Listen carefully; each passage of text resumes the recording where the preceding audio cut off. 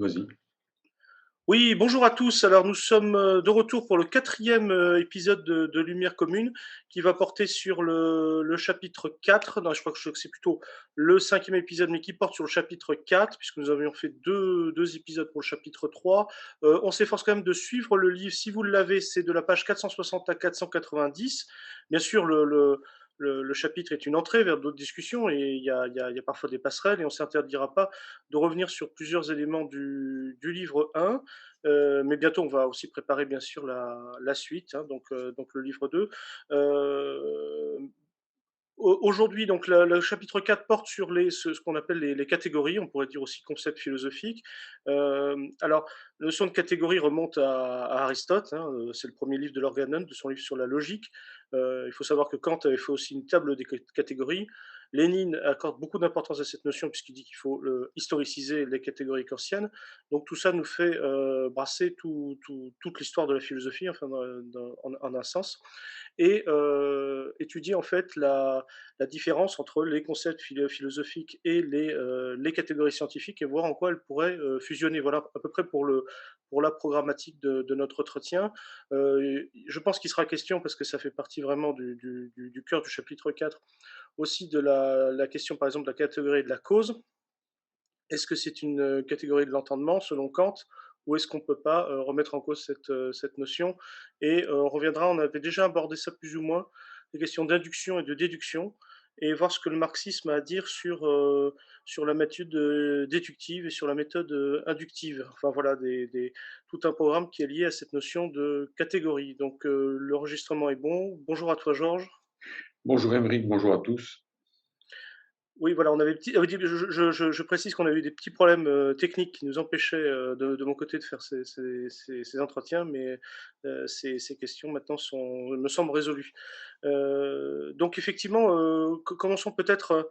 euh, comment tu définirais un peu ce chapitre? Pourquoi cette réflexion sur les catégories philosophiques et comment tu les abordes? Enfin, disons, comment le marxisme les aborde? Comment toi tu les présentes? Peut-être, Georges? Oui, alors effectivement, la question des catégories philosophiques est très importante parce que elle concerne le contenu même de la philosophie, de ce que j'appellerais la logique philosophique, puisqu'il ne s'agit pas seulement de poser des catégories, c'est-à-dire de grands concepts universels, mais de voir comment ces catégories s'emboîtent les unes sur les autres, et donc comment elles forment ensemble une logique, et une logique en l'occurrence, puisque nous sommes dans le marxisme dialectique. Et donc se pose la question du même coup de leur statut, c'est-à-dire à quoi renvoient-elles au juste ces catégories. On pourrait penser que soit elles sont repliées sur elles-mêmes en quelque sorte, et donc elles forment une table des catégories en quelque sorte a priori, donc coupées de la réalité matérielle d'une manière ou d'une autre, et s'appliquant à elles seulement après coup, hein, dans l'a posteriori.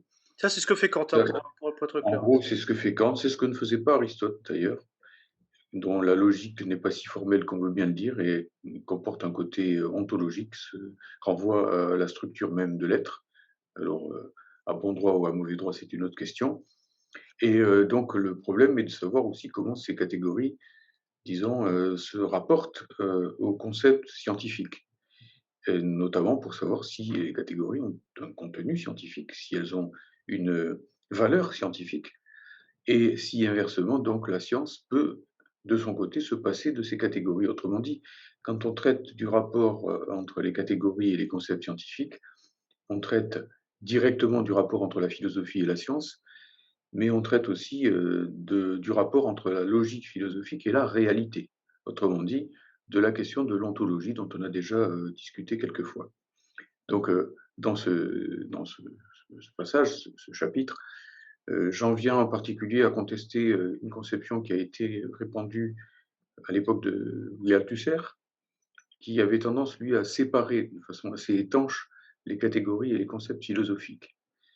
Dans un certain nombre d'écrits, notamment bon, sur ce qu'il a écrit à propos de la philosophie spontanée des savants, il démarquait très nettement les concepts philosophiques des catégories, pardon, les concepts scientifiques des catégories philosophiques. Et moi, je pense qu'effectivement, ce n'est pas la même chose, bien sûr. Il y a un espace propre à la philosophie. Il ne faudrait pas aplatir les deux niveaux l'un sur l'autre, parce que dans ce cas, on aboutirait à ce qu'on appelle le scientisme. Mais pour autant, ces 2 niveaux ne sont pas, étanches l'un à l'autre et sont articulés l'un à l'autre et c'est ce que j'essaie de montrer donc, dans le cours du chapitre. Voilà donc, Est-ce que ça débouchait pas cette position d'Althusser sur une forme de gnoséologie? On cherche à savoir que la façon dont fonctionne la connaissance, mais sans rentrer véritablement dans le oui, détail oui, de oui, comment les choses sont faites. sans le vouloir peut-être, mais enfin bon, Althusser ici, tendait à prendre une position de type kantien, hein et donc, Mmh. en gros, pour lui, les catégories, c'est ce qui permet à la philosophie de s'orienter d'une façon globale dans le combat entre l'idéalisme et le matérialisme. Bon, très bien, je ne dis pas que ce ne soit pas le cas, mais la science elle-même, la connaissance scientifique elle-même, est totalement clivée par rapport à enfin totalement séparée par rapport à ces catégories et donc les catégories, philosophiques n'ont pas de contenu ontologique. Par exemple, Althusser dit que la philosophie vise la justesse et non pas la vérité. La justesse, c'est un concept pratique. Une action est juste, hein, mais une action n'est pas vraie ou fausse. Et moi, je pense qu'une action ne peut être juste que si elle est fondée sur des vérités. Et que, comme le dit Lénine lui-même, ce n'est pas parce qu'il réussit, autrement dit parce qu'il a de la justesse pratique, que Mmh. le marxisme est vrai, c'est plutôt parce qu'il est vrai qu'il peut avoir une justesse pratique. Et la praxis elle-même doit toujours être fondée, c'est pour ça qu'on est matérialiste, sinon nous serions des idéalistes, sur des volontaristes même, sur, disons, la nature des choses, la natura rerum, comme dirait le poète latin et matérialiste Lucrèce. Et justement, tu fais bien de parler de Lénine parce que c'est vrai que si on distingue les concepts scientifiques et les concepts philosophiques, ça revient bien sûr, dans le marxisme, on pense tous à la distinction de Lénine sur l'idée de matière. Le concept philosophique de matière et disons l'image qu'en donnent les sciences au cours de leur développement. Mais tu dis bien qu'il ne faut pas s'arrêter là chez Lénine parce que ça, c'est un point de vue déjà strictement gnoséologique. Lénine va jusqu'au plan ontologique, comme tu le rappelles Voilà, oui, oui. Oui, il est très utile en effet, tu fais bien de passer par, ce détour, léninien, disons.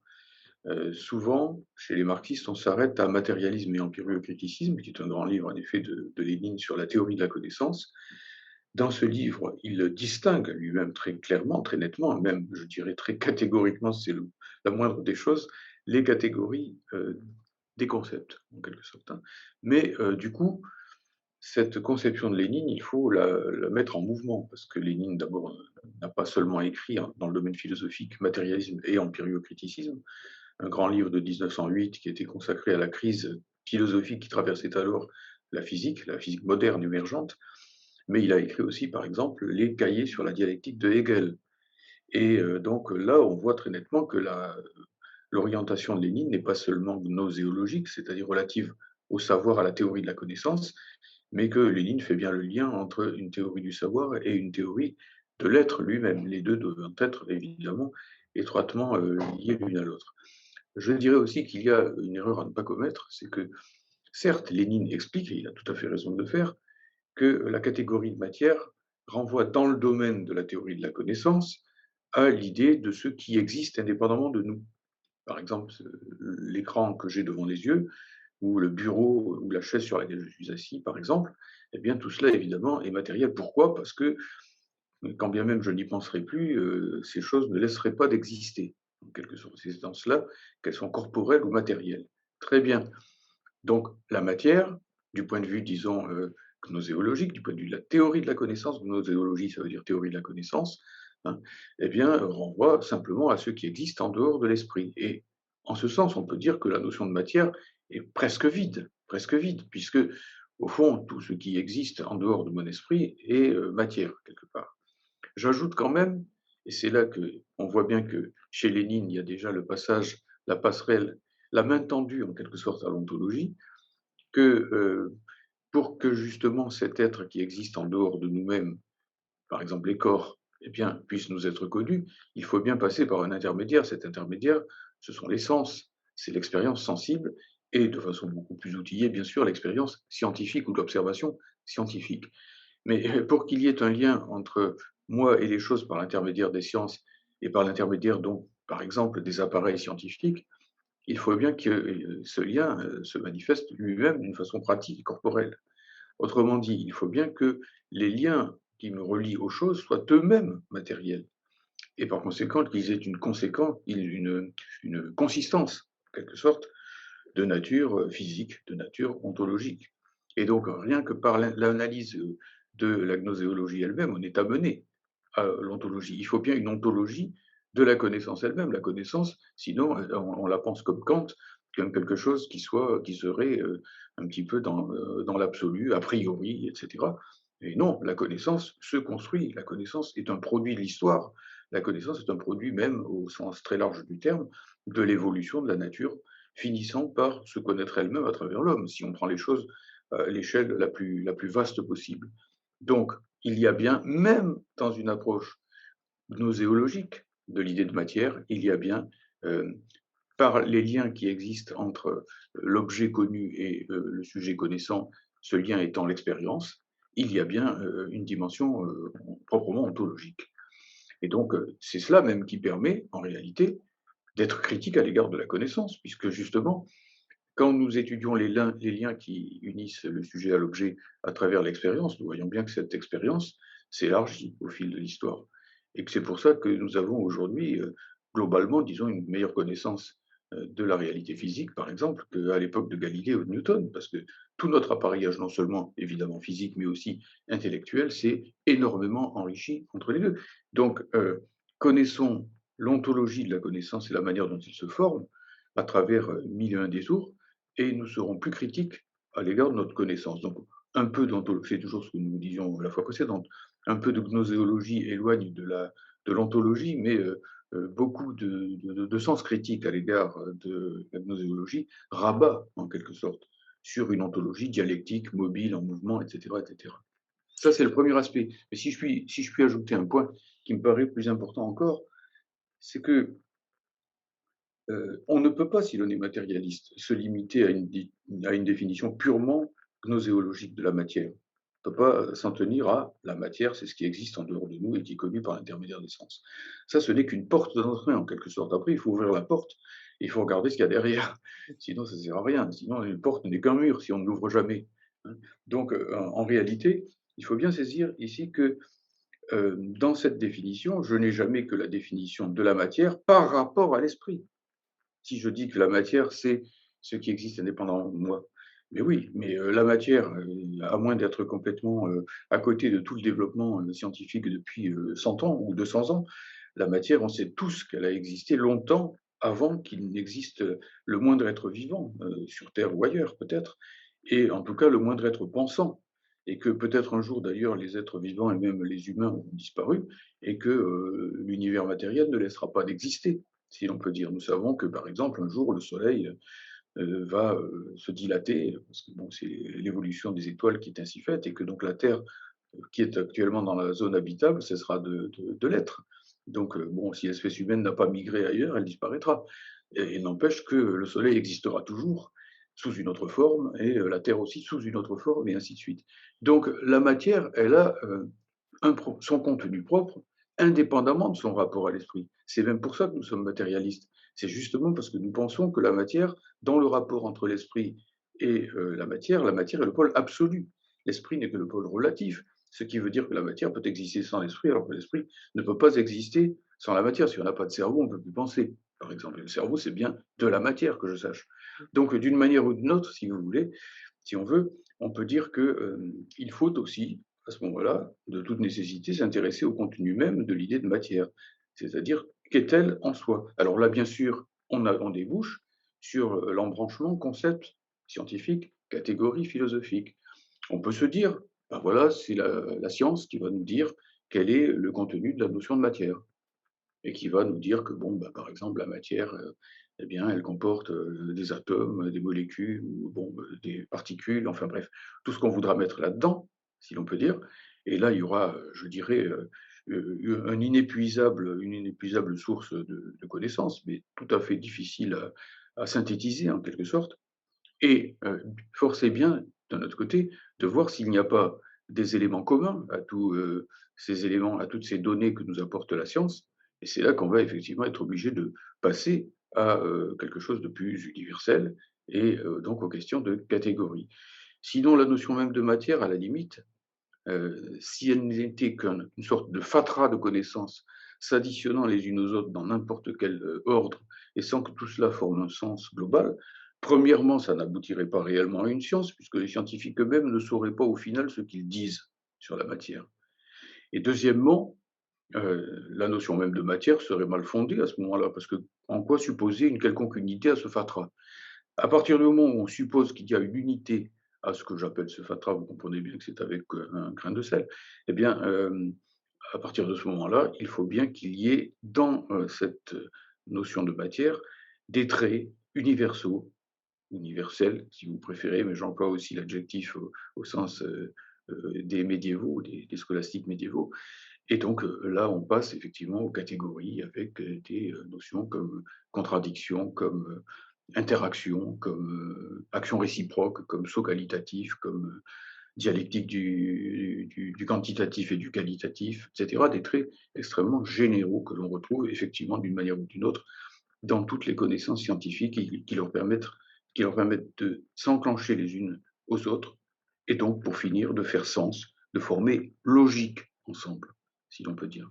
Donc c'est là qu'on a bel et bien ces deux embranchements, cet embranchement avec concept scientifique et empirique d'un côté, catégorie logique de l'autre, les deux étant en définitive en constant dialogue, évidemment. Oui, d'ailleurs, j'essaie de rattacher vaguement cette notion de catégorie même à sa définition étymologique, puisque ça veut dire accusation pour les Grecs. Mais en fait, ce que Aristote voulait mettre, c'est qu'il y avait une notion de prédicat. En fait, on accole un sujet à un prédicat, on le met en relation. Alors c'est peut-être ça le rôle de la catégorie philosophique par rapport aux faits scientifiques, donc qui ne serait qu'un fatras Mmh. même comme grano salis, comme tu dis, avec un grain de sel, parce que s'il n'était pas mis en mouvement par cette capacité, disons, de la raison de mettre les choses Mmh. dans leur ensemble. Mais alors après, il y a une question justement qui a affleuré, parce que tu as parlé d'expérience, et justement, on a voulu pendant très longtemps mettre du côté de la pure gnoséologie de la méthode, disons, et non pas de la réalité des choses, la notion de cause. Ça nous ramène à un grand débat philosophique parce qu'il est à l'origine même du criticisme de Kant. Ce sont les apories que lui a laissé Hume par rapport à la notion de cause. Pour, Oui. pour Kant, la cause ne sera plus qu'une catégorie de l'entendement, elle ne fera pas partie justement de l'ontologie même, des choses mêmes. Et là justement, on est un petit peu dans ce hiatus entre la catégorie philosophique et le concept scientifique, alors qu'il y aurait raison de les marier. Peut-être que ça, c'est Mais oui, oui. un des points qui a fait le plus débat dans l'histoire de la philosophie et des Oui, sciences. oui, oui, oui, si on veut résumer les choses, donc Kant était en gros dans les pas de la philosophie métaphysique allemande de Wolff, un peu, de Leibniz, donc en réalité parce que Wolff était un leibnizien.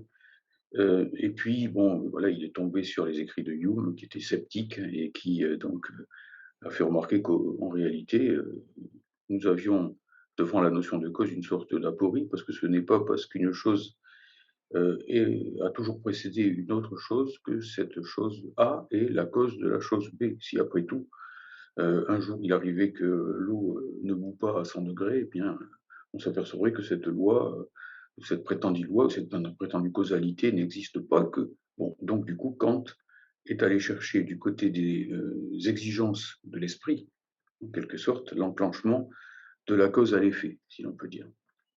Alors que, bien entendu, il existe dans l'esprit, de par sa tendance à mettre de la logique dans les choses, des exigences de ce genre, pourquoi pas? L'homme a été formé pendant des millénaires et des millions d'années pour ses ancêtres à former des consécutions et à agir de A à B. Bon, peut-être que les choses se sont durcies comme ça pour finir, mais il n'empêche que, pour finir, quand même, c'est pas mon esprit qui fait que l'eau bout lorsque je chauffe une casserole et l'eau qui est dedans à 100 degrés. En réalité, quand on regarde les choses de près, c'est aussi parce que la critique de Hume est celle, au fond, derrière lui, des néopositivistes qui ont envoyé le pas à notre époque et qui disent aux scientifiques, attention, il y a pas de cause. Hein. D'ailleurs, il n'y a pas de réalité non plus, pour finir. Donc, il y a plus rien de rien, quoi, au final.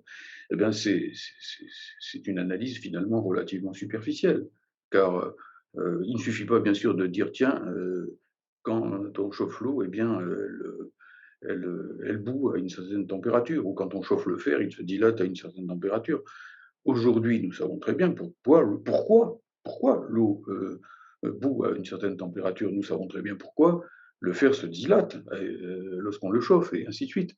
Et il y a une logique là derrière. Il y a une logique. Si on comprend ce que c'est que, par exemple, la chaleur, si on comprend que c'est une certaine augmentation, l'échauffement, c'est une certaine augmentation de l'agitation moléculaire, par exemple, on comprend aussi que cette agitation moléculaire, eh bien, peut provoquer des modifications dans la structure du métal et par conséquent faire disparaître ou en tout cas entamer la disposition des parcelles de la matière les unes par rapport aux autres. Donc, en quelque sorte, aller vers la liquéfaction, puis vers le changement de l'état, hein, la fonte du métal, par exemple, et ainsi de suite. Il y a une logique là-dedans, et c'est pas une logique purement mentale. Soyons sérieux. Hein, sinon, si on pensait sérieusement d'ailleurs, est-ce que vraiment les néopositivistes, les sceptiques, les humiens et ainsi de suite ont cru ce qu'ils disaient réellement? Si c'était le cas, écoutez, personne n'aurait fait de métallurgie, personne n'aurait fait de sidérurgie. C'est trop dangereux. On ne va pas jouer sa vie là-dessus. C'est parce qu'on est sûr que le métal va répondre au présent quand on va le chauffer et qu'il va bien s'écouler à telle température. Et au contraire, si on le refroidit, si ça s'emballe, eh ben, on le refait passer au-dessous de ce seuil et du coup, la fusion du métal cesse. Bon, il n'y a pas de mystère. Ce n'est pas, comment dire, voyez, en gros, il ne faut pas être ici prisonnier de cet empirisme qui est le contraire du matérialisme. Le matérialisme n'a que faire de l'empirisme, quelque part. L'empirisme qui consiste à nous dire, faisons 1 million de fois l'expérience que les signes sont blancs et après nous pouvons écrire que tous les signes sont blancs. Hein.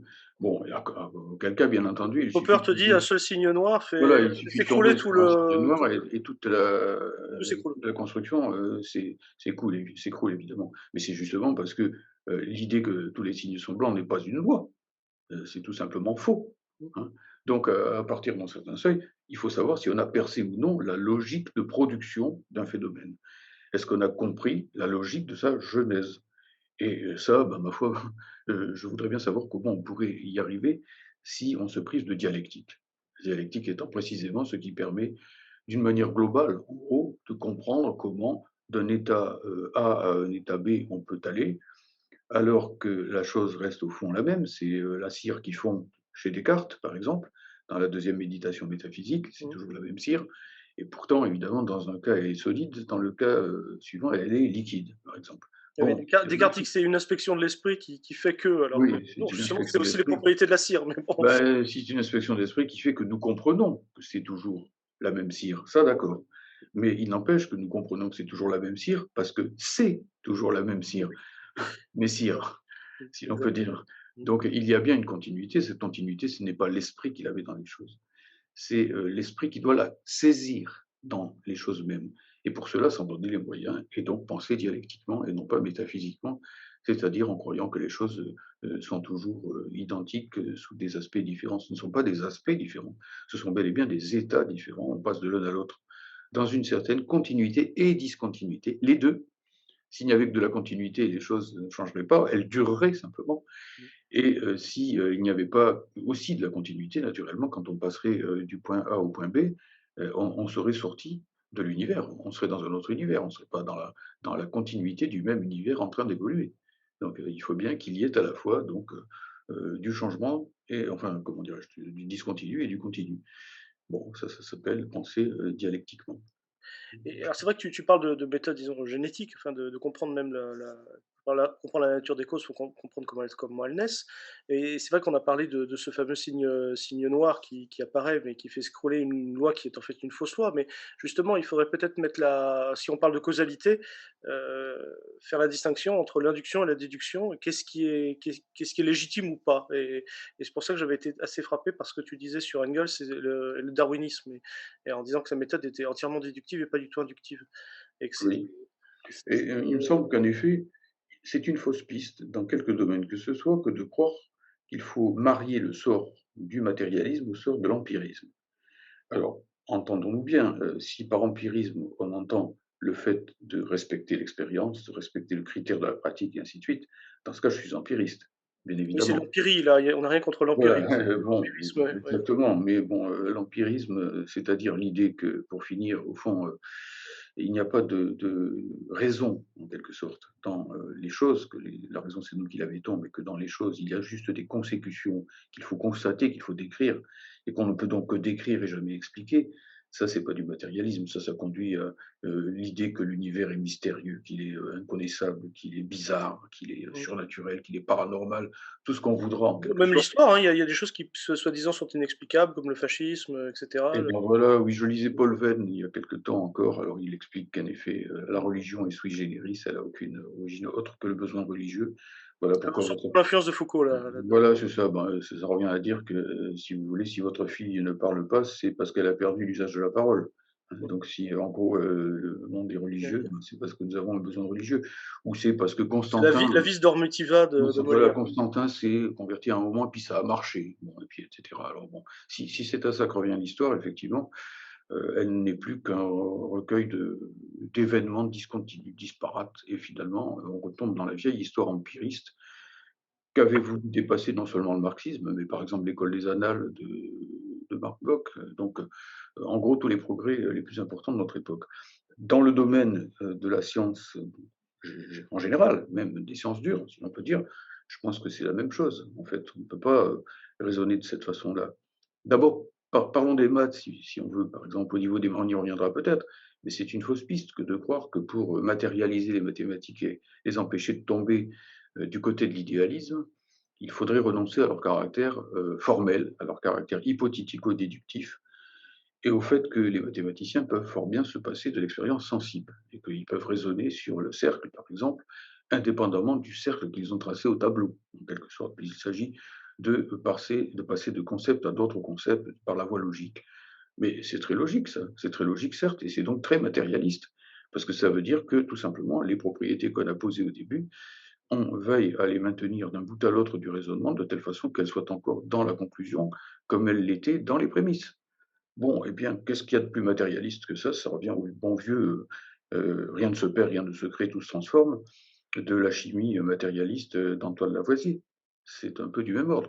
De la même manière, en philosophie, on n'a pas à s'excuser quand, par exemple, on parle de la matière de la logique, qui peut être celle de la matière, en quelque sorte, d'une façon globale, autrement dit, d'une dialectique générale de la matière, on n'a pas à s'excuser d'être dans le secteur de la logique et en disant: «Ouh là là, vite, il faut vite que je trouve un exemple pour ceci et vite une illustration pour cela» et cetera et cetera. Tant mieux s'il y a des exemples et s'il y a des illustrations, il en faut, surtout au niveau pédagogique, bien évidemment. Mais ce n'est pas là-dessus que repose la preuve. La preuve, elle repose sur le fait que, en gros, comme le dit Engels, il faut expliquer le développement de la matière sans addition étrangère, par elle-même, donc par son automouvement, par ce que Georges Politzer appelait son autodynamisme, la dynamique qu'elle a à l'intérieur d'elle-même. Et c'est là qu'effectivement la dialectique est intéressante, parce que précisément, comme elle pose que les choses se développent par leur contradiction, autrement dit, par ce qu'il y a dans leur propre essence qui les amène à bouger, en quelque sorte, elle nous permet, en saisissant ce fil de l'autodynamisme, d'expliquer les choses par elles-mêmes, dans leur logique, sans faire appel au surnaturel, sans faire appel au paranormal, et donc d'une manière pleinement matérialiste. Donc, on ne peut pas dire, ouh là là, plus il y a de logique, plus il y a d'a priori, et plus on va sortir du matérialisme. Pas du tout, c'est une illusion. C'est l'inverse. Il faut même, je dirais presque quand on parle des catégories matérialistes, chercher le plus haut niveau possible d'abstraction, le plus haut niveau possible, comme d'ailleurs, j'en parlais récemment avec un ami mathématicien qui me parlait de la méthode de Grothendieck, hein, qui est un des plus grands mathématiciens du XXe siècle, et à qui l'un de ses profs avait un jour proposé de travailler sur une série de problèmes particulièrement difficiles et qui était revenu 15 jours ou 3 semaines après avec la résolution de l'ensemble des problèmes. Parce qu'il avait cherché ce qu'ils avaient de commun, parce il était monté à l'étage supérieur en quelque sorte. Et parce que sa méthode consistait précisément à porter le regard le plus général, le plus abstrait possible, et non pas le plus concret au sens banal et empiriste du mot. Mmh. Un peu d'attention à la matière éloigne, disons, de l'abstraction, mais beaucoup en rapproche, en réalité. Il y a de concret que par l'abstrait, on te le dit en Oui, et mathématiques. puis par l'abstrait même, cet abstrait, il est bien fondé. Il est fondé dans la nature des choses lui-même, puisque C'est les choses forment bien un univers. Je prends deux petits exemples que peut-être les physiciens expliqueraient bien mieux que moi, évidemment, mais enfin, heu, prenons l'exemple des neutrinos. On les appelle quelquefois des particules fantomatiques. Pourquoi? Ben, parce qu'elles sont insensibles à l'interaction forte, à la gravitation, à l'électromagnétisme. Bien, donc elles sont fantomatiques, elles traversent notre corps en ce moment même et la Terre sans être arrêtées par rien, comme les fantômes sont censés, traverser les murs, en quelque sorte. Oui, mais si c'était que ça, s'il n'y avait que ça dans les neutrinos, on pourrait tout aussi bien dire que comme les fantômes, ils n'existent pas. Si on peut dire qu'ils existent, c'est bel et bien qu'ils ont quelque part une interaction qui est ce qu'on appelle l'interaction faible avec le monde matériel qui nous environne. Autrement dit, qu'elle lui parle par un certain, j'emploie l'image de la traduction, de la langue, elle lui parle au moins par un certain aspect. Et donc elles font bel et bien partie du même monde. Sinon, les neutrinos ne feraient pas partie du tout de l'univers matériel et seraient donc immatériels et par conséquent n'existeraient pas. Bon, donc en réalité, il faut bien que le monde ait une unité parce que les physiciens, les chimistes, les biologistes, chacun pour sa science et chacun, quand il fait le lien avec les autres sciences, voit bien que tout ça fonctionne dans un seul et même monde. Avec autant de décalage, autant de, comment dirais-je, de failles, de coupures, d'hétérogénéité, etc., qu'on voudra, hein, bien évidemment. Mais n'empêche que ça fait bel et bien partie du même univers. Et même s'il y avait un multivers avec des univers complètement différents, il faudrait bien, de quelque façon que ce soit, concevoir un certain lien entre eux pour que les autres univers ne soient pas purement et simplement des fantômes de notre imagination, quelque part. Voilà, donc. Et j'en profite parce qu'on avait dit qu'on reviendrait sur, quelque chose sur lequel on était passé, tu avais parlé de la lettre de Spinoza à Hugo Boxel sur les fantômes, mais c'est aussi important par rapport à la théorie matérialiste. C'est l'objection d'un lecteur de Spinoza qui lui dit: «Est-ce que vous croyez aux fantômes? Et comment est-ce que vous pouvez prouver qu'ils n'existent pas?»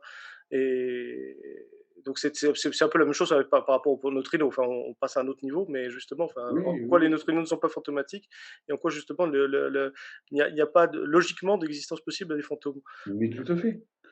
Mais c'est tout à fait dans le sujet que nous traitons aujourd'hui, c'est-à-dire celui de, en gros, l'unité de la matière et par conséquent, de l'unité contradictoire, dialectique de la matière, avec 1000 failles, 1000 hétérogénéités, 1000 seuils, 1000 strates, etc., à la fois chronologique, ontologique, tout ce qu'on voudra. Bon, mais c'est tout à fait ça. Moi, j'avais été frappé justement par le rapprochement qu'on pouvait faire, parce que ça n'avait jamais été fait que je sache auparavant, Mmh. entre donc la lettre de Spinoza à Hugo Boxel, dont tu parles, effectivement, sur les spectres. Et d'autre part, un texte amusant d'Engels, que je conseille à tout le monde de lire. On peut même commencer la dialectique de la nature en lisant ce texte, qui s'appelle La science de la nature dans le monde des esprits. Et Engels, pardon, se moque des spirites de son époque, y compris des grands savants spirites de son époque, qui, paradoxalement, étaient des empiristes. Ce n'étaient pas des gens, bon, ils n'étaient pas tellement dans la mystique, hein. Bon, par exemple, il y avait un grand savant qui s'appelait Crookes, hein, qui a été un des pères de la spectroscopie. C'est pas un hasard, d'ailleurs, il y a le mot spectre là-dedans, hein. Puis il y avait Wallace aussi, qui est un des cofondateurs de la théorie de l'évolution, qui s'adonnait aux tables tournantes, au spiritisme, aux choses comme ça, puisque tout ce qui existe, pour eux, la matière, c'est ce qui existe. Alors, s'il y avait des fantômes que l'on constate comme ça, eh bien, il faudrait admettre qu'il exista des fantômes. Bien, alors Il met Engels, juste taper sur la table et au bout d'un moment, il y a un fantôme qui sort, c'est qu'il existe alors, eh voilà. ben voilà, ben exactement. Alors que quelque part, Spinoza explique à Boxel qu'il n'y a pas de fantôme et sauf si on appelle fantôme quelque chose que je ne connais pas, ou que je ne connais pas, hein, l'inconnu, quoi, en quelque sorte. Auquel cas, dit Spinoza, il y aurait une infinité de fantômes, car il y a une infinité de choses que je ne sais pas, Mmh mh. hein. Bon, et Engels se moque heu, gentiment bien entendu de Crookes, de Wallace et des autres empiristes anglais de son époque qui s'adonnaient au spiritisme et leur fait remarquer que, par exemple, si, l'esprit est visible, si l'esprit se manifeste d'une façon visible à tel ou tel moment, admettons que, hein, ou qu'il tape 3 coups, ou qu'il fasse tourner la table ou, peu importe, c'est bien qu'à tel ou tel moment, il a une communication entre lui-même et les corps matériels, qu'il y a bien une conduction, comme on dirait en termes électriques, de l'esprit vers l'objet qu'il fait bouger, et que d'une manière ou d'une autre, à partir de là, s'il y a un conducteur, il y a un élément physique, une interaction physique, et que par conséquent, si esprit il y a, cet esprit, tout simplement, bah, est un corps. Et si c'est un corps, eh ben, Vous avez vraiment, il y a une il y a pas de contradiction entre spi esprit et il y a corps, pas là. de il y a pas de spiritisme à ce moment-là et d'ailleurs, Mmh. Engels s'amuse ensuite à montrer que, bien souvent, il y a tout simplement des supercheries et qu'il faut faire tout simplement avec le spiritisme comme on fait avec, les prestidigitateurs et qu'on regarde de près, il y a un truc, quoi. Il y a toujours un truc. Et Je le sais d'avance, je le sais avant de faire l'expérience, là, en l'occurrence, puisque je sais que la matière a une unité et que si je vois des phénomènes paranormaux, c'est qu'ils sont pas si paranormaux que ça. Et si je vois le spectre des étoiles à travers des appareils ad hoc, effectivement, c'est que ce spectre des étoiles est spectral au sens de la physique, mais certainement pas au sens du spiritisme. je crois que cependant dans ton explication, tu avais oublié de dire que Spinoza répondait à Boxel, sur à peu près la même chose qu'avait dit Engels, hein. C'est-à-dire que si c'est un esprit, c'est pas un corps et que de toute façon par définition, il y a un problème de conséquences logiques dès le départ, en fait, dans la manière dont les problèmes sont posés, donc Oui, oui. ben, pour Spinoza, en gros, ce qui les rassemble, c'est que Spinoza est rationaliste. Ça se discute de savoir s'il est matérialiste aussi, mais enfin, en tout cas, il est rationaliste. Mmh. Et Engels, lui, est les 2, matérialiste et rationaliste. Donc pour Spinoza, tout ce qui existe d'une manière ou d'une autre est rattaché au reste. Il n'y a pas d'empire dans un empire. Hein, il Mmh. le dit à propos de l'homme, l'homme n'est pas un empire dans un empire, et donc toutes les choses sont liées les unes aux autres. C'est ce qu'il appelle la concatenatio omnium rerum, la concaténation, la concatenaison, si l'on peut dire, de toutes les choses les unes avec les autres. Et à partir de là, aucune chose n'est paranormale, aucune chose n'est surnaturelle. Deus sive natura, Dieu c'est la nature. Et de la même manière, Engels va nous expliquer que tout ce qui existe est nécessairement lié d'une manière ou d'une autre, puisque les choses ne peuvent être dites exister que si elles interagissent. Si deux choses n'interagissent absolument pas et ne peuvent absolument pas interagir l'une sur l'autre, c'est qu'au moins l'une des deux n'existe pas. Tout à fait. Et qu'est-ce que tu penses d'ailleurs d'un certain retour de certains althusériens à un spinozisme? Parce que chez Spinoza, il y a l'âme est une idée du corps, mais le corps est encore réellement un produit de l'histoire. Enfin, on perd quelque chose peut-être, bon. Enfin, c'est à la fois Oui, c'est très tentant pour des marxistes j'ai et on voit j'ai fait un travail sur Spinoza il y a bien des années, où l'on pouvait, moi j'essaie d'y montrer que si on prend les choses au niveau, bon là je fais un peu de passage par l'histoire de la philosophie, hein, chez Spinoza, donc il y a une substance unique, Dieu, c'est-à-dire la nature, et elle a une infinité d'attributs. Les deux que nous connaissons, c'est l'étendue, c'est-à-dire en gros la matière, si l'on peut dire, et l'autre c'est la pensée, c'est l'esprit en quelque sorte. Si l'on prend les choses au niveau de Dieu, les deux attributs sont strictement de même puissance, comme on dirait en mathématiques. Ils ont la même extension, en quelque sorte. Donc, à chaque idée correspond une chose, si l'on peut dire, pour parler vite. Mais si on se met maintenant du point de vue de l'homme, c'est-à-dire d'un mode fini de la substance, l'homme qui pense, nous en ce moment par exemple, on voit bien à ce moment-là que ce n'est pas la même chose et que quand on rapporte l'idée du corps, c'est-à-dire notre âme, notre pensée, quoi, si on veut, à notre corps, eh bien, les deux n'auront pas la même extension. Qu'il y aura dans notre corps beaucoup plus de choses que nous ne connaissons pas que ce qu'en connaît notre esprit au moment où il pense.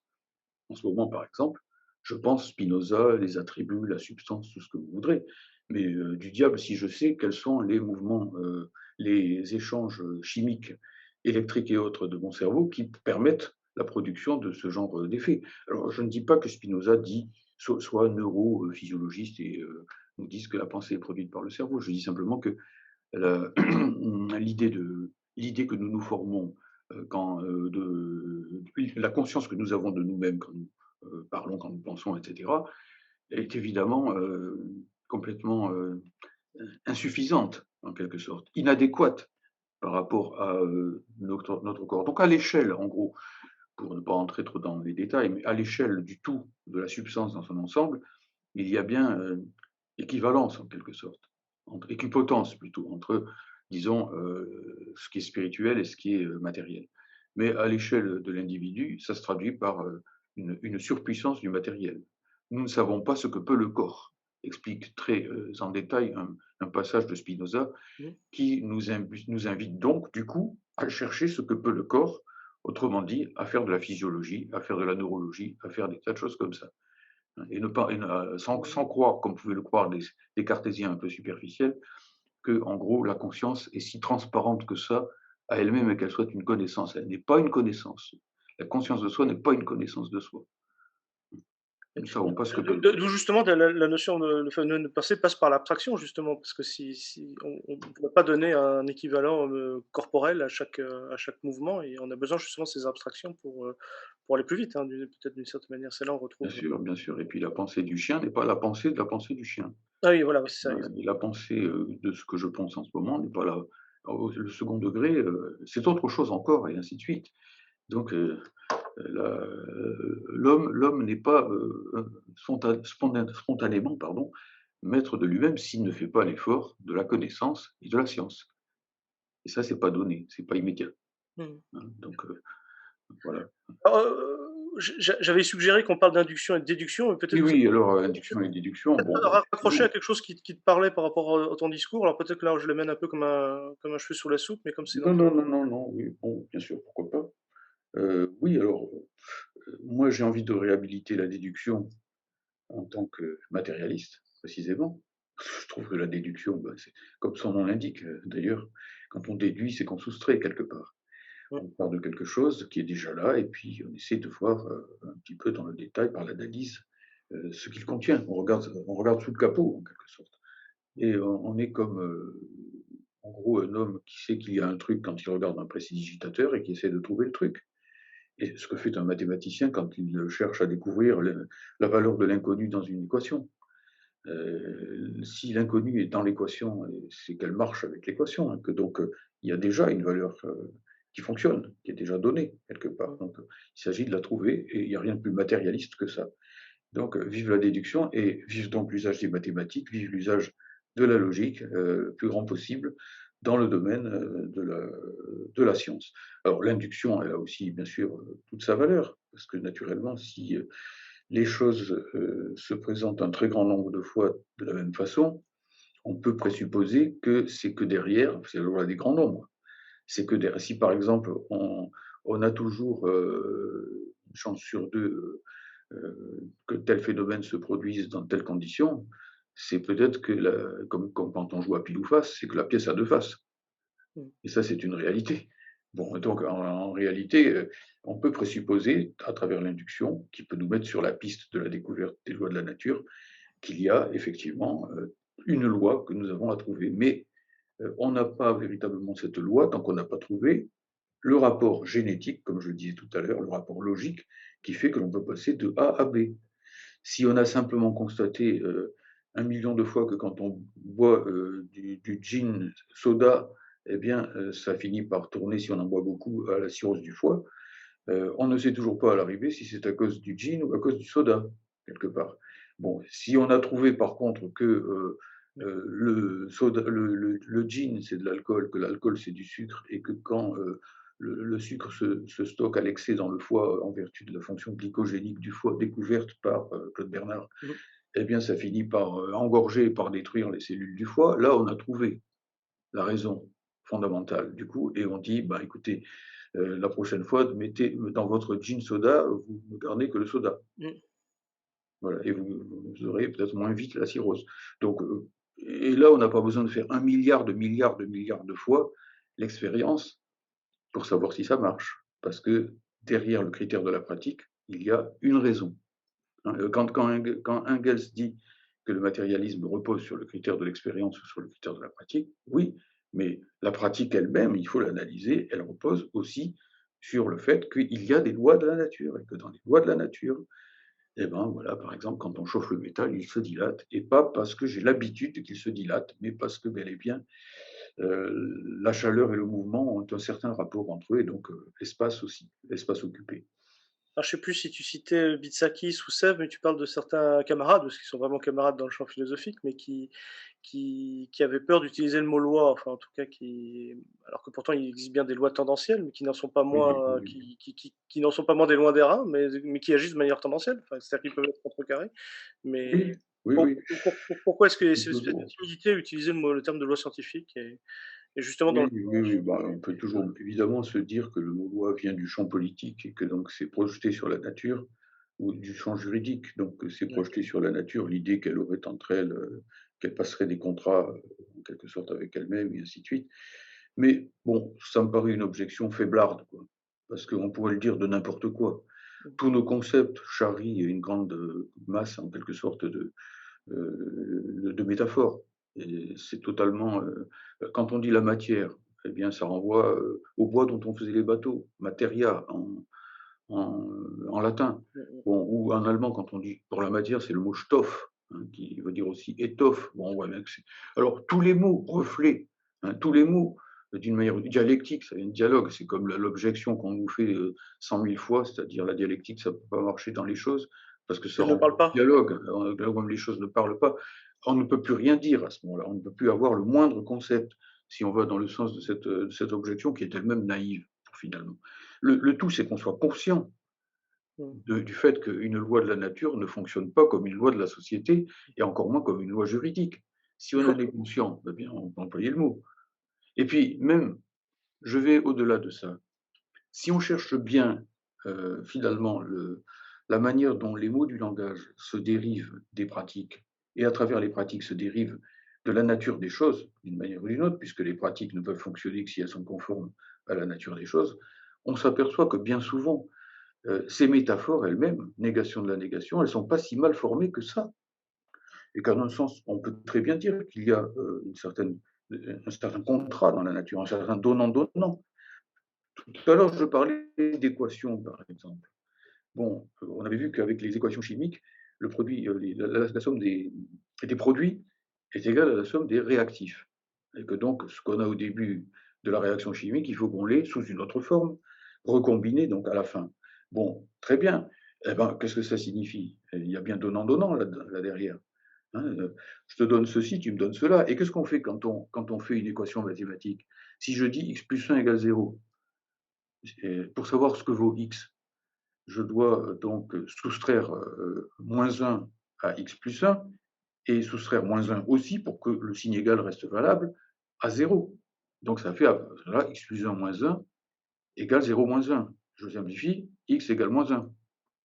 Bon, qu'est-ce que j'ai fait? J'ai bien fait, finalement, une sorte de transformation qui me permet de garder sous une autre forme, ce que j'avais au départ. Et ben la nature, elle fait comme ça. Elle troque. Il y a du troc aussi dans la nature. C'est pas si mal formé que ça quand on regarde Mmh. les choses de près, hein. Et donc, ce qui se perd d'un côté se gagne de l'autre. Il y a un système universel, permanent, de compensation. C'est pour ça que rien ne se perd, rien ne se crée, tout se transforme. Sinon, ça voudrait dire que on ne peut pas faire d'équations, on ne peut pas faire de maths, on ne peut pas faire de sciences, parce qu'il y aurait tout le temps un trublion qui tomberait comme un cheveu sur la soupe. Là. Donc les miracles, le paranormal, le surnaturel, et ainsi de suite seraient possibles. À tout moment, on aurait plus en ayant soustrait quelque chose qu'on avait au départ, avant la soustraction. Donc évidemment, à ce moment-là, la raison humaine perdrait complètement pied et aucune science ne serait possible. Oui, c'est pour ça qu'il faut se méfier effectivement, faut pas confondre étymologie et philosophie, mais en même temps, il y a pas c'est pas un hasard que souvent on part de tes mots du Mais langage oui, courant et quand on parlait de ces catégories qui sont des accusations, tu citais également, je crois dans ce même passage, tu disais: «Tout être est un jugement, porte un jugement». mais bien entendu. D'ailleurs, dans le texte d'Aristote, si je me souviens bien, je ne l'ai plus totalement en tête dans l'organon, donc, dont tu parlais tout à l'heure, hein, à Mmh. propos bon, des catégories. Alors, l'expression, si je me souviens bien, en grec, qu'il emploie, c'est schemata tes categorias. Mot à mot, les schémas, les formes, schéma, ça veut dire la forme, Mmh. les formes, alors, categorias au sens jugement. Categorein, en grec, ça veut dire affirmer, exactement. Ouais. Et donc, les formes Parler du contre en fait, kata contre, agoreo, je parle quoi, je prononçais contre, mais oui, alors, bon, alors il y a les 2 signes. On voit dans le texte d'Aristote que catégoria, ça comprend aussi la négation, en effet. Donc effectivement, ce sont les formes du jugement, d'une façon générale. Eh bien oui, toute chose est un jugement en ce sens, puisque, dès qu'on veut comprendre ce qu'est une chose, il faut dire que, par exemple, eh bien, la la nature est finie ou la nature est infinie ou des choses comme ça, peu importe. Eh bien, on va, donc associer 2 termes qui ne veulent pas dire la même chose, tout simplement. Donc c'est déjà bizarre. À l'époque d'Aristote, il fallait répondre à l'objection de ce qu'on appelait les mégariques. Hein, les mégariques, Antisthène étant peut-être le plus connu d'entre eux, qui disait: «On ne peut pas affirmer, ou questi categorei, categoreuein». Pourquoi? Parce que tout simplement, eh bien, quand on dit, la nature est infinie, par exemple, ou quand on dit même, le chien est un mammifère, si l'on veut, par exemple, eh bien, le chien, c'est une chose, mammifère, c'est autre chose et donc c'est une contradiction, puisqu'on dit qu'une chose A est une autre chose qu'elle-même B et donc à partir de là, Aristote essaie de comprendre comment il est possible de dire que le chien est un mammifère sans se contredire. Et du coup, il rencontre la question de l'identité, la question de l'altérité, la question donc du rapport entre l'identité et l'altérité qui est la contradiction, et donc la question aussi tout simplement de l'altération, c'est-à-dire du passage d'un état A de l'identité à un état B de l'identité qui nécessite. Bon, enfin, je n'entre pas dans le détail, mais on peut dire que dans les textes de la logique d'Aristote, en gros, eh bien, il y a un souci permanent de concevoir non seulement la logique, et donc les rapports entre le sujet et l'attribut, la prédication. Au fond, catégoria, je pense que la meilleure C'est traduction, ce serait prédiqué, prédication. ok. Bon, effectivement, donc comprendre la prédication, mais la prédication, ce n'est pas la prédication d'un prédicateur, c'est la prédication de la nature. C'est la nature elle-même qui se prédique tout le temps, puisqu'elle change de propriété et qu'on passe d'une propriété à une autre propriété, que bon, les choses, on ne peut pas simplement dire une chose est une chose. On ne peut pas simplement dire Paris sera toujours Paris, et ainsi de suite, sinon on ne dit rien. Mhm. La pure et simple tautologie est creuse, est vide, et voilà le paradoxe absolu. Quand je dis A égale A parce que je ne veux pas me contredire, finalement, je ne dis rien du tout. Hein. Donc, Exactement. il faut bien que je dise que A est autre chose que A, et à partir de là, commence la difficulté logique, et donc il faut raisonner, il faut dialectiser, il faut penser. Voilà. Donc, mais c'est les choses qui sont ainsi faites. La nature des choses, le simple jugement lui-même appelle à une réflexion sur la contradiction, et Aristote l'avait totalement, on l'avait vu d'ailleurs l'autre fois, Avec la affronter notion en d'espèce en aussi, voilà, sur voilà, la thèse exactement. de l'abstrait et du concret, oui, dans C'est ça, donc en pensant la classification des espèces ou en pensant, le devenir à travers les notions d'acte et de puissance. Puisque bon, ben, ce je ne me contredis pas en réalité quand je dis que, le tétard est une grenouille, bien que tout le monde voit qu'un tétard n'est pas une grenouille. Ben oui, mais un tétard est une grenouille en puissance. Et une grenouille est un tétard en acte. Et là, je m'en sors. Je ne me contredis plus, mais je fais rentrer les choses dans l'ordre du temps, de la temporalité. Et d'un temps dont on voit ici qui ne détruit pas l'identité. C'est ça qui est fort chez les dialecticiens, quels qu'ils soient, d'Aristote à Hegel en passant par Leibniz ou à Engels en passant par Hegel, c'est précisément qu'ils arrivent à comprendre que le temps n'est pas uniquement, comme le disent les poètes trop souvent, destructeur. Le temps ne fait pas que détruire, il détruit, mais bon, il détruit en construisant. ouais. En tout cas, oui, c'est vrai que c'est fascinant. Il y a un courant d'Aristote à Marx, parfois extrêmement direct. Et Oui, il y a le livre de Michel Vadé, là, qui s'appelle Marx penseur du possible. D'ailleurs, on va bientôt le oui, republier. oui. Parce que Mais c'est Marx est un aristotélicien. Je pense que Marx ne cesse de montrer son admiration absolue pour Aristote. déjà dans le Capital, on le voit bien, mais Oui, je pense qu'effectivement, Marx, enfin, le grand penseur qui était Marx, constate que dans les conditions de son époque, le grand penseur de l'Antiquité, c'est Aristote. ouais, tout à fait. Et oui, alors c'est vrai que dans cette, non seulement la dialectique de l'abstrait et du concret, c'est une grande catégorie marxienne, en fait, finalement, ce concret qui contient de l'abstrait et cet abstrait qui contient du concret. On avait donné l'exemple de l'argent, par exemple. Oui, oui, oui. Et ça, on peut appeler ça vraiment une catégorie du marxisme, parce que là, le chapitre 4, ce sont les catégories. Je voyais bien que, par exemple, Lucien Sèvres aussi a essayé de dire qu'est-ce que le. Bon, il avait escamoté en disant il n'y a plus de philosophie marxiste, mais il y a bien du catégoriel marxien. Et il mettait évidemment ce grand passage sur le texte de 57 comme un jalon. Mais c'est vrai que ça fait partie effectivement d'un appareil catégoriel, en fait, qui fonctionne comme tel, enfin, Oui, oui, oui, les catégories, enfin, dans une perspective dialectique, les catégories, évidemment, sont fluides. C'est-à-dire que on est tout le temps en train de passer d'une catégorie à une autre. Si on lit, si on se donne la peine de feuilleter, même sans la lire intégralement, ce qui est un exploit intellectuel, la logique de Hegel, la grande logique de Hegel, Mmh. on est frappé par le fait que c'est une sorte d'auto-mouvement, d'auto-entraînement permanent, comme une sorte de tapis roulant des catégories, en quelque sorte. Si je puis comparer Mmh. les choses de cette façon.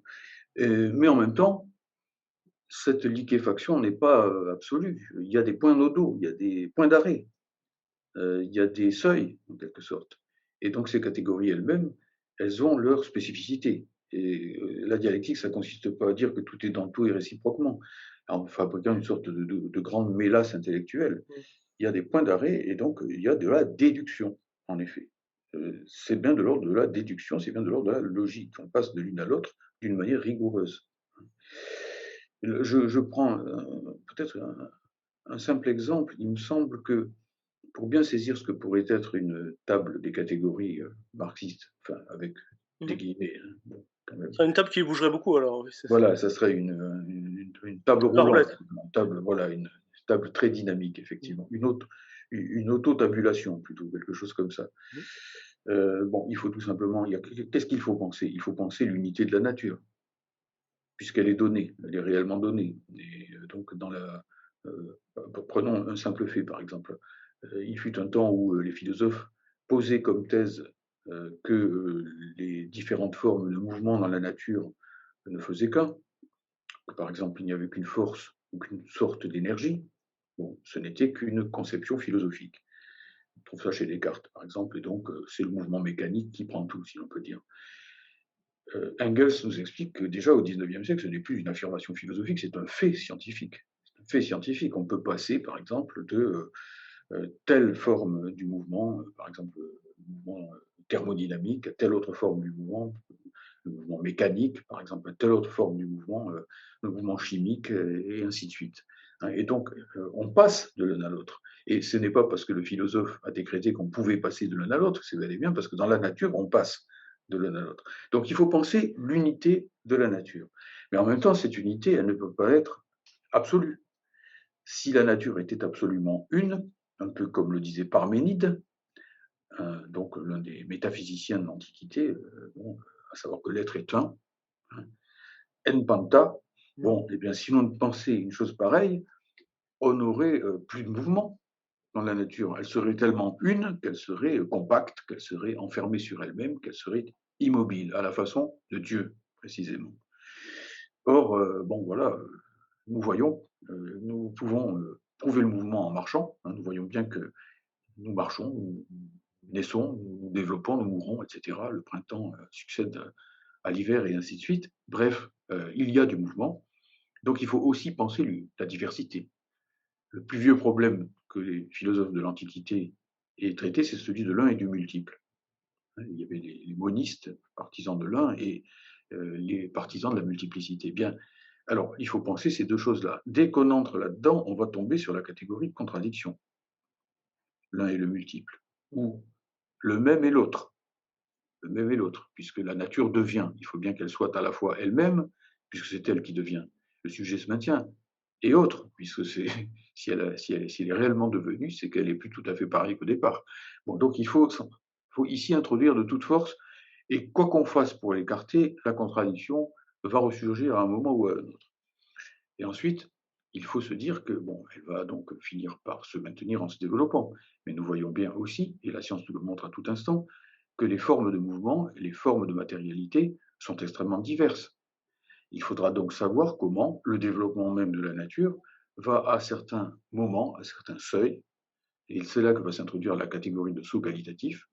Ici, je suis en train d'évider ce que les marxistes appellent traditionnellement les lois de la dialectique. La génétique, oui, c'est ça. Bon, il faut à toute force que, à un certain moment, la continuité soit rompue, qu'il y ait des sauts qualitatifs, qu'apparaissent par exemple eh bien, des molécules chimiques alors qu'à un moment il n'y en avait pas, ou des êtres vivants alors qu'à un moment il n'y en avait pas, ou des êtres pensants alors qu'auparavant il n'y en avait pas, ou en tout cas pas au même niveau de puissance que nous pouvons encore que atteindre, disons, hein, d'une manière générale. Mmh. Bon, il faut donc qu'il y ait des seuils qualitatifs. Et ces seuils qualitatifs, il ne faut pas non plus que ce soit des miracles dans la nature. Il ne faut pas que ce soit non plus des coupures absolues. Il ne faut pas. Bon, voilà. Donc c'est pour ça qu'il faut qu'il y ait une dialectique des évolutions continues, quantitatives, ce qu'on appelle les évolutions, quoi, à des révolutions, c'est-à-dire à des modifications brusques à certains seuils, ce qu'on appelle aussi des transitions de phase dans le domaine de la théorie de la connaissance physique, etc. Et donc, il faut qu'en même temps, ne soit jamais rompu le principe de l'interaction globale. Parce que c'est pas parce que des êtres vivants arrivent qu'ils vont devenir un empire dans un empire et qu'ils vont sortir de la matière, qu'ils vont sortir de l'univers, et ainsi de suite. Ils y restent. Et donc, la continuité se maintient, non plus sous la forme d'un tout compact, mais sous la forme d'un tout diversifié, faillé, stratifié, etc., feuilleté, si je puis dire, en quelque sorte, Mmh. et qui a en son sein un certain nombre de, pardon, de diversité. Donc, on est bel et bien devant des choses ici, ce que je suis en train de deviner, qui sont logiques. C'est logiquement que ces catégories sortent les unes des autres. Et si je peux reprocher quelque chose à la manière dont on enseignait traditionnellement le matérialisme dialectique, disons, dans l'entre-deux-guerres, c'est un reproche facile, hein, parce qu'il est facile de le faire avec tout le recul que nous avons maintenant. Mais bon, il faut quand même le faire d'une certaine façon, c'est que on était trop empiriste. C'était dans, bon, il y a la loi un tel, puis il y a la loi telle autre, puis et ainsi de suite. Et donc, chacune est illustrée par un exemple physique, astronomique ou économique, effectivement. Mais il vaut mieux, à mon avis, parce que c'est là qu'on est démonstratif, montrer que ces catégories se produisent les unes à partir des autres, comme comme les êtres matériels qu'elles sont censées expliquer. Il faut que les catégories elles-mêmes, et c'est ce que dit Hegel dans la logique, soient l'autodéveloppement de la chose même. C'est-à-dire pas une simple forme qu'on plaque sur la réalité, mais précisément la capacité qu'a la logique de se développer en elle-même et par elle-même nous donne, comme en mathématiques, le fait que les concepts puissent sortir les uns des autres, la capacité ensuite, quand on les utilise pour fabriquer des modèles physiques, chimiques, astronomiques et autres, ou économiques, fonctionner, hein, et fonctionner comme les choses, analogiquement aux choses. On aura peut-être le temps de reparler de la théorie de la connaissance du matérialisme dialectique, et pour moi, le concept central, c'est celui d'analogie en la matière, quelque part, et non pas d'identité, d'analogie, identité de rapport. Il faut que, justement, dans le jugement, qui est mental, qui est quelque chose que nous faisons dans notre tête, eh bien, le sujet et l'objet soient rapportés entre eux, en gros, pour faire vite, comme dans la réalité sont rapportés entre eux les choses qu'ils décrivent. Que, bon, effectivement, ben, par exemple, Engels dit quelque part que ce n'est pas parce qu'on pense que le chien est un mammifère que ça fait pousser des mamelles à la chienne, hein. Bon, mais n'empêche que dans la réalité, la chienne a des mamelles et elle allait de ses petits. Et elle fait donc bel et bien partie, objectivement, ontologiquement, de ce genre qu'on appelle les mammifères, par exemple. Donc voilà, on a ici tout un développement proprement logique. Oui, d'ailleurs, en fait, je me demande si ces fameuses lois de la dialectique, dont la liste a varié, hein, selon les pédagogies, employées et même certaines idéologies d'époque, mais je me demande s'il aurait été pas plus simple justement de le lier un petit peu comme ce que tu fais avec la classification des sciences, enfin, en montrant justement des parce que ça, c'est là, on verrait le mouvement, parce que tu cites souvent Engels en disant: «À chaque découverte faisant époque, le matérialisme doit changer de forme». Mais justement, ce changement de forme fait parfois changer, la dialectique même des choses, et donc il faut montrer comment les sciences s'organisent, comment elles évoluent elles-mêmes. Enfin, il Oui, faut disons les marquer à la culotte, comme on dit au foot, hein. Faut c'est ce que vraiment, je veux dire, oui. ouais. Oui, oui, oui, en effet. La matière joue le rôle de libéraux, en quelque sorte, quelque part, à travers l'expérience. Mais effectivement, je dirais qu'au fond, il y a plusieurs approches possibles dans un sens. On peut penser, à mon avis, construire une sorte de logique matérialiste d'une façon quasiment, enfin, qui donne l'impression d'être construite a priori, qui donne l'impression d'être construite a priori, comme le Capital de Marx donne parfois l'impression d'être construit a priori.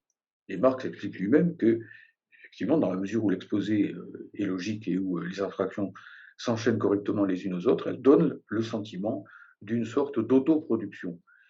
Euh, Ce qui fait que Hegel, quand il construit son système, a ensuite l'illusion que, à travers son système, il engendre le réel lui-même. Marx dit attention, hein, ce n'est qu'une analogie parce que la réalité économique continue à exister tout à fait indépendamment de mon bouquin intitulé Le Capital pourrait très bien exister sans le capital avec des majuscules, en quelque sorte. Bon, on pourrait faire ça. C'est une première approche. C'est pour ça que je dis bien souvent qu'il ne faut pas faire une croix sur Hegel comme on l'a fait à l'époque de Staline, par exemple, Mmh. où on voyait des philosophes soviétiques qui disaient que le cas Hegel était réglé, hein, que donc Hegel était derrière nous, et ainsi de suite. C'est pas ça que dit du tout Lénine dans sa lecture de Hegel. Et au contraire, il dit lisez Hegel. Non, non, c'est extrêmement important.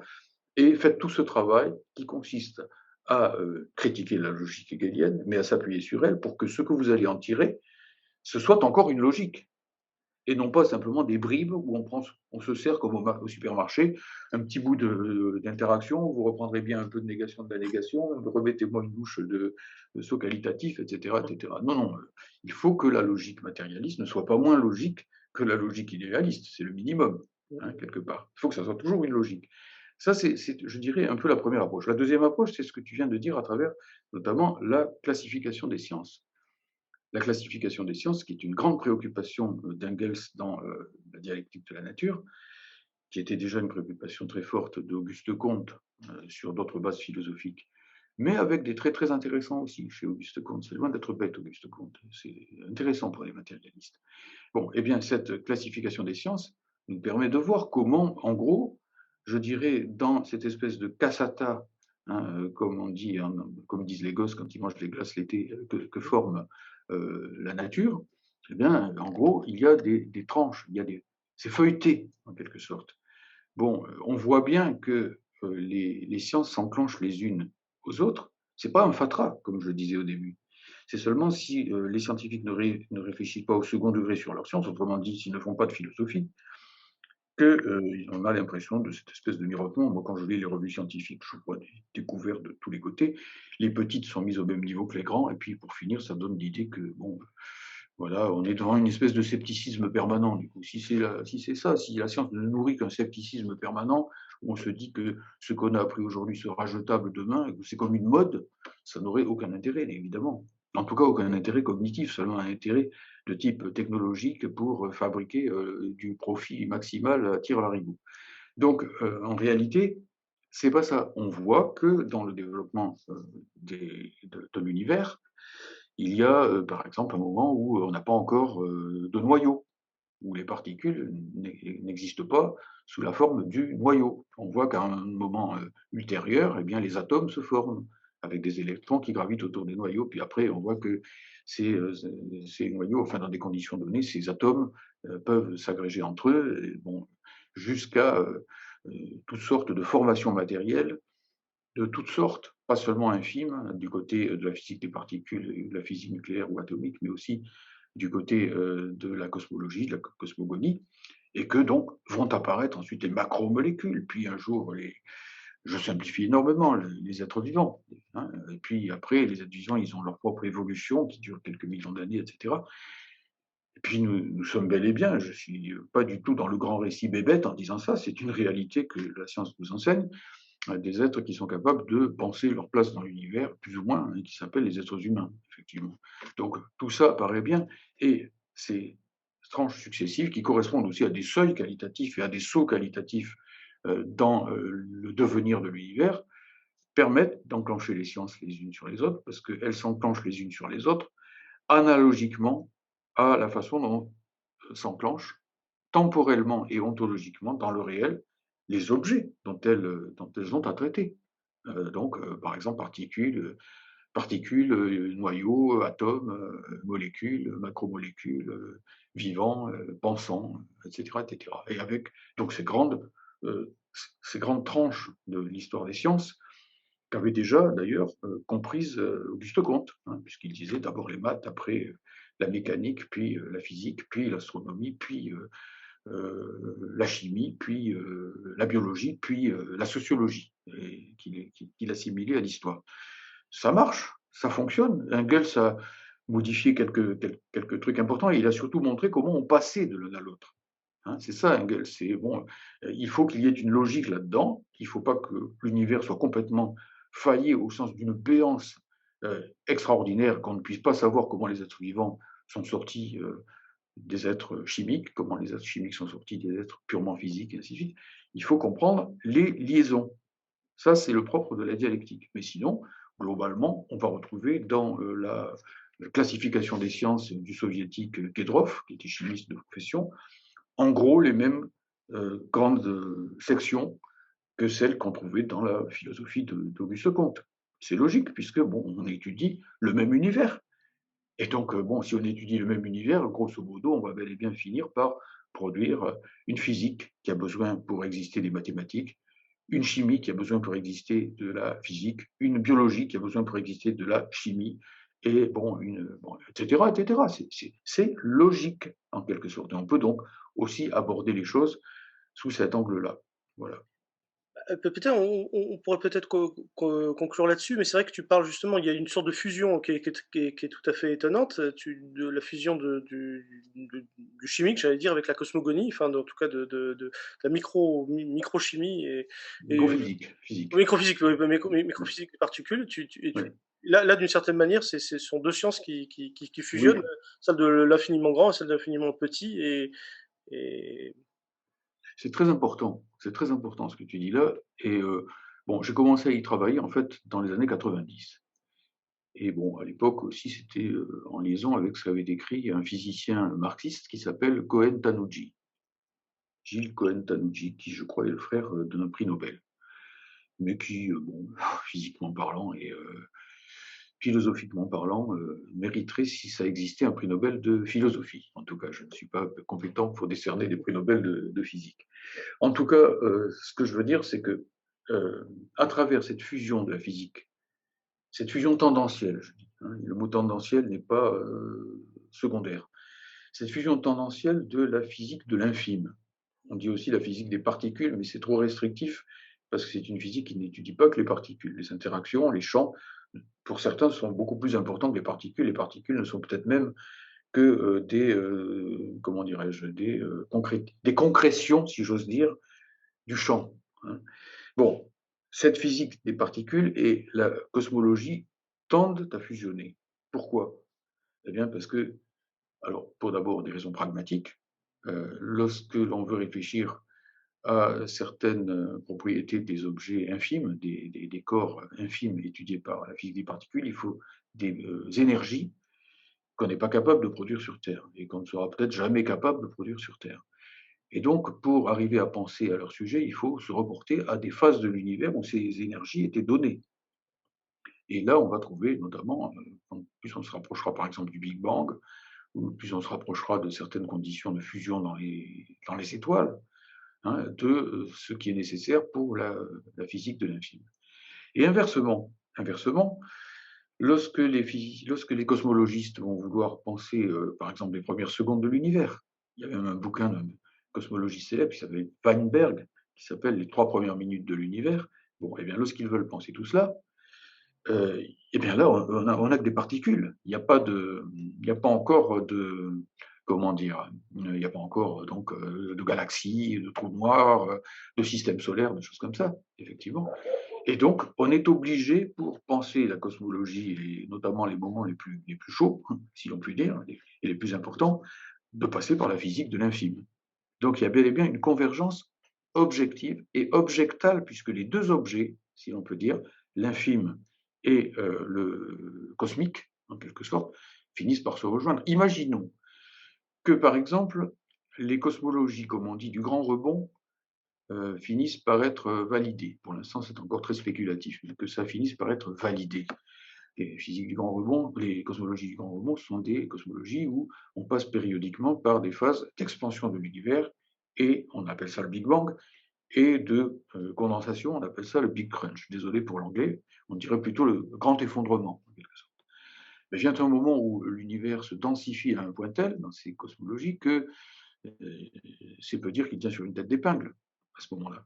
Et dans des conditions pareilles, l'espace se réduit d'autant, et donc, en gros, l'infime et le cosmique ne font plus qu'un.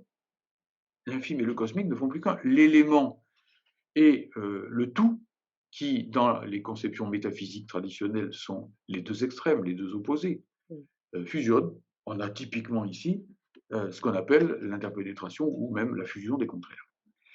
Et donc, à ce moment-là, ce qui est encore beaucoup plus intéressant, c'est que du même coup, pour nous philosophes, nous avons ici affaire à un séisme gnoséologique, à un séisme épistémologique pour le coup, pas seulement ontologique, épistémologique et gnoséologique, puisque du même coup, à partir de là, la notion de matière, dont tout à l'heure je laissais seulement entendre qu'elle était un universal, hein, au sens du Moyen Âge, c'est-à-dire ce qui est commun à tous les corps, par exemple. Donc une abstraction, eh bien, n'est plus une abstraction, mais est un objet singulier, ce que j'appelle la matière univers-nature, ou la matière nature-univers, quelque chose comme ça. Tout ça est hautement spéculatif, mais possible. Que ce soit spéculatif ne veut pas dire que ce soit sans intérêt. D'autant que ce qui est spéculatif un jour, contrairement à ce que dit Popper, peut devenir empirique et expérimental quand on a des moyens techniques et théoriques ou mathématiques supérieurs. À une époque, c'était purement spéculatif que de s'interroger sur l'origine du vivant. Aujourd'hui, ça ne l'est plus, et ainsi de suite. Bon, voilà. Donc, en réalité, Engels, d'ailleurs, par la logique même de sa réflexion, Engels est un philosophe, un grand philosophe. Et donc, dans ces textes, il laisse entendre qu'il faut s'intéresser à ce qu'il appelle la matière première. Pas seulement la matière première au sens, donc, la matière première de l'industrie, ni la matière première d'Aristote, hein, qui est une sorte de pâte sans propriété précise, qui a besoin de la forme divine, en quelque sorte, pour prendre forme et pour évoluer, pour se transformer, ainsi de suite. Non, une matière qui, alors là, est hautement autodynamique, en quelque sorte. Et c'est là, mes chers amis, notamment scientifiques qui m'écoutaient à travers cette interview qui, qui a tout son intérêt. Bon, rectifiez-moi si je dis des erreurs, mais lisez notamment, par exemple, l'histoire du Big Bang, l'histoire de la théorie du Big Bang, telle que l'a résumée magnifiquement Luminé, hein, le grand cosmologiste français, quoi. Hein. C'est Jean-Pierre Luminé, je crois, Jean-Pierre Luminé. Voilà. Et donc, Jean-Pierre Luminé fait l'histoire du Big Bang, de la théorie du Big Bang, et notamment a des pages remarquables sur l'abbé Lemaître, Georges Lemaître, qui, le premier, a proposé l'hypothèse de ce qu'il appelait l'atome primitif, en voyant l'univers comme la décomposition, sur le modèle un petit peu, disons, de la radioactivité, de l'atome primitif. Bon, et bien l'atome primitif, c'est quoi? Ben, l'atome primitif, c'est un atome. Mais en même temps, c'est l'univers. Bon, et bien alors à ce moment-là, la matière première, elle existe. Ou en tout cas, elle est pensable. Elle est au moins alors, un noumen, comme dirait Kant. Elle n'est pas encore un phénomène, bien sûr. Quoique, puisque nous avons la capacité, avec nos moyens d'investigation modernes extraordinaires, fantastiques en quelque sorte, de voir de plus en plus loin et donc de voir de plus en plus ancien. Il n'y a pas une barrière infranchissable entre penser et connaître, en tout cas. Il n'y a pas, en tout cas, en droit, une bâtisse. Alors après, techniquement, après, est-ce qu'on fera... Bon, j'en sais rien, personne n'en sait rien. Est-ce qu'on pourra franchir le mur de Planck entre Ah oui. le spéculatif et l'empirique? Je n'en sais rien, l'histoire le dira. Ne limitons pas la connaissance, en tout cas a priori. Mais en tout cas, on peut penser comme un objet empirique, au moins potentiel, l'idée de matière. Et s'il y a une matière qui soit un objet singulier, et non pas simplement une abstraction résultant du fait qu'on généralise à partir de tous les corps les propriétés qu'ils ont en commun, par exemple, à ce moment-là, il y a une frontière qui fond. C'est plus seulement la frontière entre la physique de l'infime et la cosmologie, c'est la frontière entre la philosophie et la science. Et donc, pour revenir à notre sujet, entre la logique philosophique, les catégories, et la logique scientifique, les concepts. Donc, du coup, c'est pour ça que je dis que nous pouvons envisager, avec un petit sourire en coin, si l'on peut dire, d'attaquer le scientisme sur son propre terrain. Longtemps, le scientisme a dit la philosophie, c'est cacaboudin, il faut garder que la science, en gros.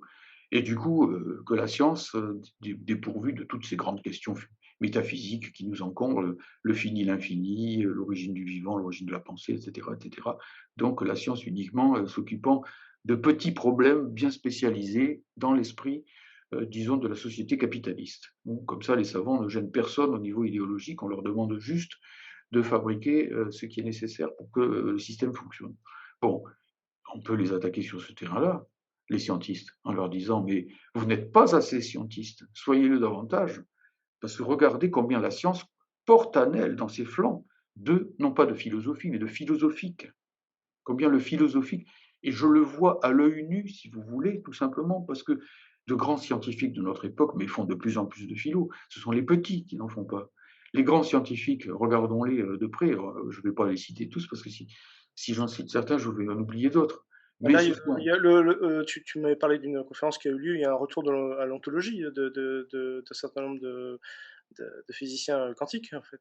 Alors, dans le domaine de la physique quantique, il y a effectivement de plus en plus une interrogation sur la signification ontologique de la mécanique quantique, Mhm. qu'elle soit dialectique ou qu'elle soit mécanique. Je ne veux pas fermer le débat ici. Contre l'école de Copenhague, enfin, Contre l'école de Copenhague qui envisage uniquement la physique quantique comme, bon, en gros, des équations qui marchent bien, qui permettent de prédire, mais qui ne permettent pas de comprendre ce qui se passe. En gros, ben non, ça permet de comprendre ce qui se passe, ça décrit le réel, nous disent les physiciens quantiques attirés par l'ontologie. Hein. Mais même au-delà de ça, tout simplement, je constate que dans la littérature, disons, beaucoup de cosmologistes, beaucoup de physiciens, je parlais de Cohen-Tanouji tout à l'heure, Aurélien Barraud, Luminet, etc., mais écrivent des bouquins qui sont en fait des mines philosophiques et que j'invite les philosophes à lire. Mhm. Parce que, effectivement, du coup, mais que des gens qui s'intéressent à l'univers aient beaucoup de choses à nous apprendre, à nous philosophes, ça devrait quand même être une évidence. Hein. Nous sommes peut-être devant une révolution qui est de même ampleur que la révolution copernicienne, si l'on réfléchit bien à ce qui peut ici se penser. J'avais même, nous y reviendrons peut-être quand nous parlerons de la philosophie des maths, mais je suis fasciné, moi, non pas parce que j'y connais grand-chose, hein, mais je suis fasciné par le fait que, par exemple, aujourd'hui, de plus en plus, la science leader dans le domaine de la cosmologie, c'est la topologie.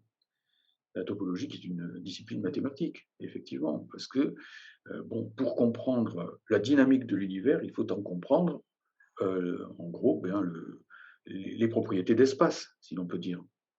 Pour le dire, topos, ça veut dire lieu en grec. Hein. Bon, oui, en grec. Et de la même façon, bon, déjà Einstein, hein, sans aller chercher devant nous, en regardant derrière nous, déjà Einstein, pour comprendre effectivement la gravitation, pour donner sens à la gravitation que ne faisait que constater Newton. Newton constatait l'attraction universelle. Mais bon, d'où vient-elle? C'était même très mystérieux à son époque. Et les cartésiens de l'époque de Newton pouvaient se dire, mais qu'est-ce que c'est que cette force occulte qu'est la gravitation? Nous, cartésiens, nous ne connaissons que le choc, que la loi du choc. Et quand deux corps ne se touchent pas, ils ne peuvent pas s'attirer. C'est du cinéma, quoi. Qu'est-ce que vous racontez? Bon, mais on pouvait répondre à l'époque de Newton, ben, c'est comme ça. Non fingo hypotheses, je ne forme pas d'hypothèse, comme disait l'empiriste que se voulait Newton, Mhm. effectivement. Dans les conditions de l'époque, il avait d'ailleurs raison d'être empiriste, en mon sens. Einstein arrive et nous dit, mais non, il faut concevoir l'unité de la matière, de l'espace et du temps. C'est ça la relativité. Hein, d'abord la relativité restreinte, bon, là c'est le mouvement et l'espace-temps qui sont relativisés l'un à l'autre, puis la relativité générale qui va montrer le lien qui existe entre la masse des corps et, bon, ben, par exemple, le degré de courbure de l'espace dans lequel ces corps se situent, se meuvent, et ainsi de suite. Et du coup, si l'on comprend que la masse influe sur l'espace, on comprend pourquoi les corps peuvent s'attirer les uns les autres en raison directe de masse et en raison inversement proportionnelle au carré de leur distance, si mes souvenirs sont bons, quelque chose comme ça.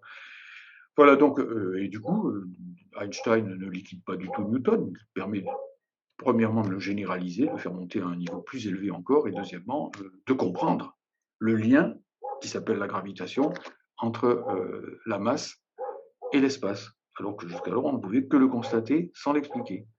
Voilà, donc on a bel et bien du philosophique là-dedans. Si on ne le voit pas, c'est qu'on veut se crever les yeux, quoi. Enfin, il est apparent. C'est seulement ces espèces de voiles, et, comment dirais-je, de cornes sur les yeux que nous avons, en quelque sorte, hein, qui s'appellent le néopositivisme, qui s'appellent bon, toutes ces choses-là, ce sont des obstacles épistémologiques.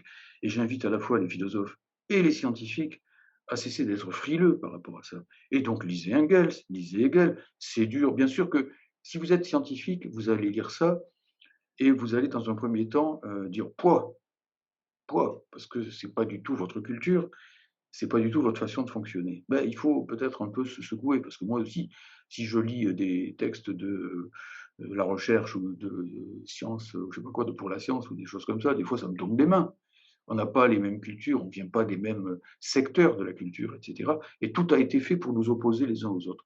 Eh ben, il faut apprendre la langue de l'autre.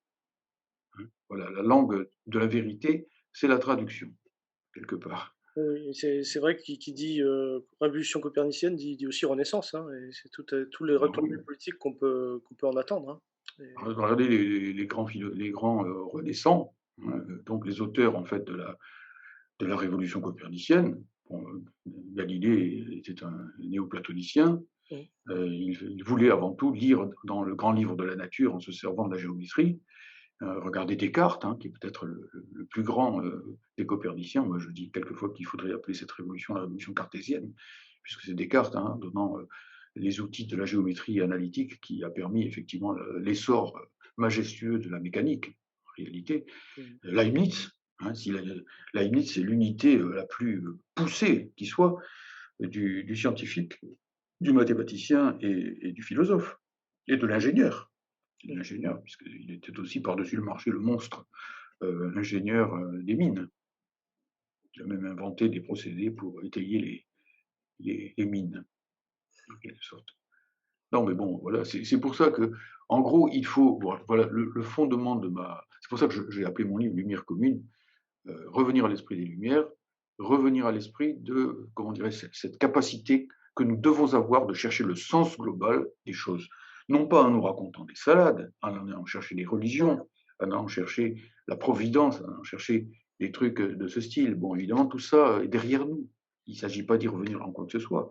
Il s'agit tout simplement, par contre, de passer un cap, de sortir de la négation, d'entrer dans la négation de la négation. La négation, ça a été la culture scientifique au sens d'enfermement dans une étroite spécialité, avec le refus absolu de penser philosophiquement, de penser globalement, de penser euh, de façon holistique, en quelque sorte.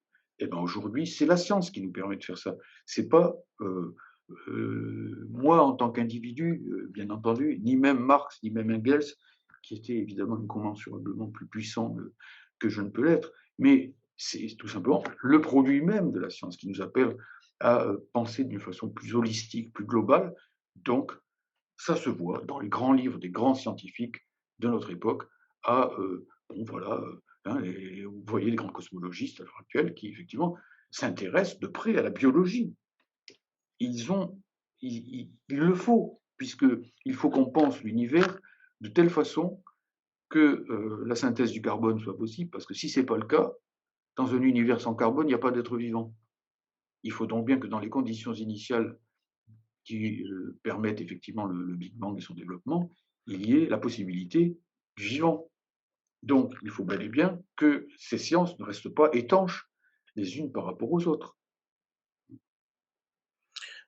Bah, c'est une très, très belle conclusion de terminer sur l'approche globale de lumière commune, et puis on va s'arrêter là, merci à toi Georges, et puis justement on attend un prochain, un grand rebond qui va avoir lieu justement dans peut-être pas J'espère plus que ça ne sera pas un Big Crunch. voilà, non, non, au contraire, mais pas plus tard que cette semaine, on va accélérer le rythme puisque j'avais dû ralentir pour des raisons indépendantes de ma volonté. Voilà, merci à toi Donc, Georges, hein. merci à toi. Merci à vous.